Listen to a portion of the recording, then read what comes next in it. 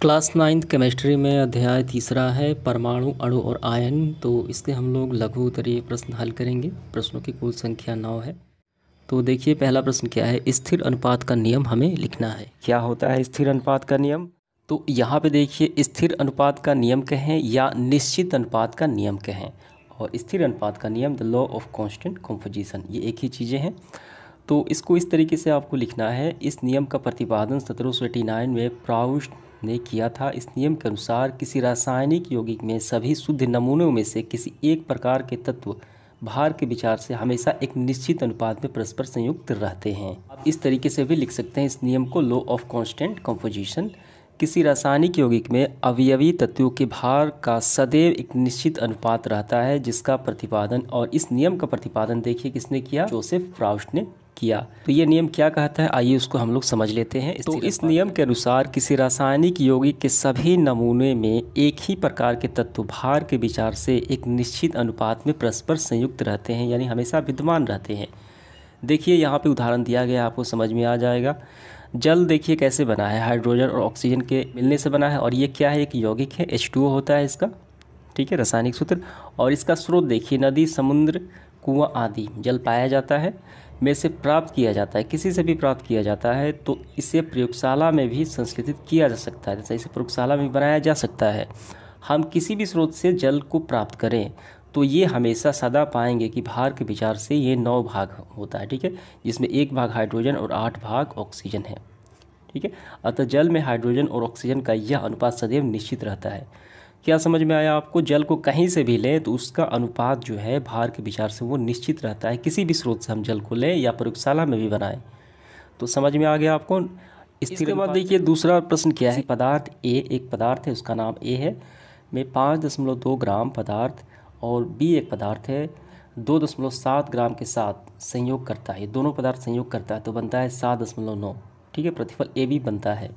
तो आप कैसे सिद्ध करेंगे कि परिणाम द्रव्यमान की अनुरूपता के नियम का पालन करते हैं? देखिए यहाँ पे, तो इसको सिद्ध करना 2 तरीक़ों से होता है। पहला तरीका आसान है, इसमें देखिए संयोग करने से पहले इसका भार 5.2 ग्राम, इसका देखिए 2.7 ग्राम, दोनों को अगर हम जोड़ दें तो प्राप्त होता है 7.9 ग्राम, ठीक है।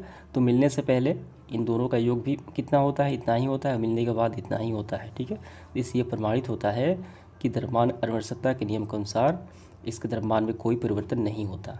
या आप इसको प्रश्नावली के द्वारा भी इसे हम प्रमाणित कर सकते हैं, वो थोड़ा लंबा हो जाएगा, तो यहाँ पे मैं इसका स्क्रीनशॉट लगा देता हूँ, ठीक है। अब इसके बाद देखिए तीसरा जो क्या प्रश्न है, परमाणु की क्या विशेषताएं होती हैं वो बताना है। तो ये रहा परमाणु की विशेषताएं। किसी तत्व के सभी परमाणु सदृश्य होते हैं, यानी एक समान होते हैं, किंतु वे अन्य तत्वों के परमाणु से भिन्न होते हैं। जैसे देखिए यहाँ पे समझिए आप, सोडियम के जो परमाणु होते हैं, सभी परमाणु क्या होते हैं? वो सोडियम जैसे ही होते हैं, किंतु वो क्लोरीन के परमाणु से भिन्न होते हैं, ठीक है। सोडियम का परमाणु सोडियम जैसा होता है, उसका गुण प्रदर्शित करता है, किंतु वो क्लोरीन के परमाणु से अलग होगा, इसका परमाणु इसका ही अलग गुण प्रदर्शित करेगा, ठीक है, इसे मैच नहीं करेगा। दूसरा देखिए क्या है, तत्व का प्रत्येक परमाणु तत्व के सभी गुणों को प्रदर्शित करते हैं। उदाहरण के लिए सोडियम का प्रत्येक परमाणु सोडियम के ही गुणों को प्रदर्शित करते हैं, किसी दूसरे तत्व या धातु के गुणों को प्रदर्शित नहीं करेंगे। ये 2 विशेषताएं हो जाती हैं। इसके बाद देखिए प्रश्न क्रमांक 4 क्या है, किसी तत्व के संकेत से क्या सूचनाएं हमें प्राप्त होती हैं? तो यहाँ पे देखिए संकेत का क्या महत्व, तत्व के संकेत से निम्नलिखित सूचनाएं प्राप्त होती है। जैसे देखिए एक तत्व है आयरन यानी लोहा, इसका संकेत है Fe, ठीक है, यही बात है।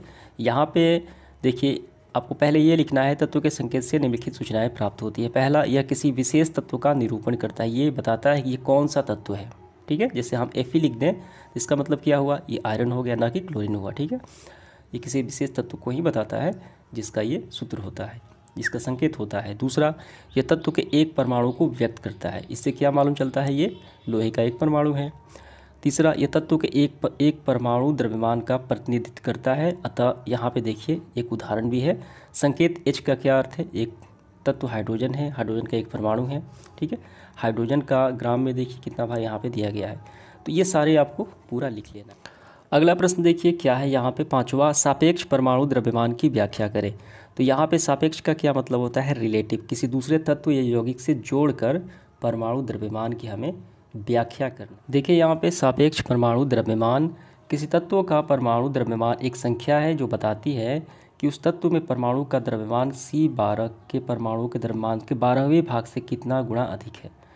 तो सापेक्ष परमाणु द्रव्यमान का यही मतलब है कि ये कार्बन के 12वें भाग के परमाणु से, ठीक है, द्रव्यमान से तुलना करके ज्ञात किया जाता है। इसके बाद अगला प्रश्न देखिए 6 नंबर क्या है, अणु की परिभाषा हमें करना है। ठीक है, कॉन्सेप्ट ऑफ मॉलिक्यूल, अणु की परिभाषा इस प्रकार दी जा सकती है। कहाँ है इसकी परिभाषा, देखिए यहाँ पे काफ़ी ध्यान से समझिए। पदार्थ जिसमें तत्व यौगिक दोनों शामिल हो सकते हैं का सूक्ष्मतम कण जो मुक्त अवस्था में रह सकता है अणु यानी मॉलिक्यूल कहलाता है। ये 2 या अधिक परमाणु के संयोग से बनता है। आपको परिभाषा लिखना है, तत्व या यौगिक के सूक्ष्मतम कण जो मुक्त अवस्था में रह सकता है वो अणु कहलाता। इसके बाद हमें हल करना है, देखिए 7वां, अणु की 2 विशेषताएं हमें बताना है। ये रहा अणु की विशेषताएं, प्रॉपर्टीज ऑफ मॉलिक्यूल। तो यहाँ पे आपको देखिए 3 विशेषताएं हैं, तो ये तीनों ही आपको लिखना है। किसी विशेष पदार्थ के सभी अणु क्या होते हैं, समान होते हैं, एक जैसे होते हैं। विभिन्न पदार्थों के अणु क्या होते हैं, भिन्न भिन्न होते हैं। अगर पदार्थ 2 है तो उसके अणु भी हैं अलग होंगे, डिफरेंट होंगे। देखिए जल के अणु के गुण कार्बन डाइऑक्साइड के अणु के गुण से क्या होगा, काफ़ी अलग होगा। तीसरा, किसी पदार्थ के अणुओं के गुण उस पदार्थ के गुणों का क्या करते हैं, प्रतिनिधित्व करते हैं, यानी वो बताते हैं कि यही इसी पदार्थ का ये अणु है। समझ गए आप। तो ये सारे आपको लिखना है तीनों गुणों को। 8वां देखिए क्या प्रश्न है, पदार्थ के मोल से आप क्या समझते हैं। यहाँ पे देखिए मोल की परिकल्पना। मोल क्या होता है, देखिए यहाँ पे लैटिन भाषा में मोल शब्द का अर्थ है ढेर या अंबार। ठीक है, किसी पदार्थ का ढेर या अंबार। तो हम इसकी परिभाषा इस तरीके से कर सकते हैं। यहाँ पे देखिए मोल किसी पदार्थ की वह मात्रा है जिसमें मूल कणों, जिससे कौन से कण, परमाणु, अणु, आयन, इलेक्ट्रॉन, प्रोटॉन आदि ये कण क्या है, शामिल होते हैं, की संख्या उतनी ही होती है जितने कि कार्बन C12 के ठीक 12 ग्राम उसके परमाणुओं की संख्या होती है। यानी कार्बन के 12 पर C12 परमाणु द्रव्यमान से तुलना करके निकाली जाती है। इसके बाद इस सेशन का आखिरी प्रश्न 9 देखिए, निम्नलिखित पदार्थों के रासायनिक सूत्र हमें लिखना है। 4 पदार्थ दिए गए हैं, तो इनका रासायनिक सूत्र पहला देखिए क्या है, सोडियम सल्फेट है। तो हम इसे इस तरीके से लिखेंगे, देखिए सोडियम सल्फेट Na2SO4 पहला हो गया। दूसरा क्या है, sulphur trioxide SO3। Barium nitrate है तो BaNO3, और ये है कैल्शियम फास्फेट है CaPO4।